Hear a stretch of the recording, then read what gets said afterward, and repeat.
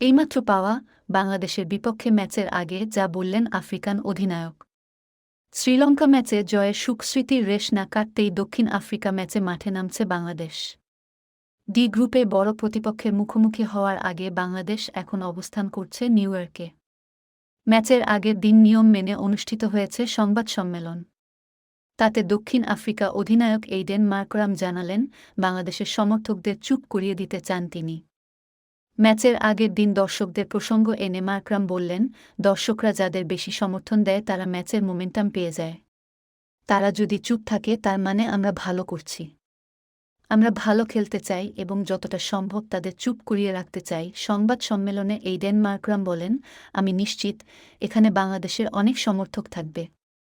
আমরা এটা লম্বা সময় ধরেই করে আসছি। বাউন্ডারি লাইনের ভেতরে কি হচ্ছে আমাদের মনোযোগ সেদিকেই। তবে দক্ষিণ আফ্রিকান দর্শকদের সমর্থন নিয়ে আশাবাদী মার্করাম, এখানে আমাদের এত সমর্থক আসবে এটা সম্ভবত আমি আশা করিনি। দেখে খুব ভালো লেগেছে। আশেপাশে অনেক দক্ষিণ আফ্রিকান থাকে। তাদের খেলা দেখতে আসাটা ভিন্ন ধরনের বিনোদন। এখানে হয়তো অনেক ৪ বা ছক্কা হচ্ছে না, কিন্তু আমরা তাদের প্রতিনিধিত্ব করছি। সমর্থকদের এখানে আসাটা দারুণ ব্যাপার।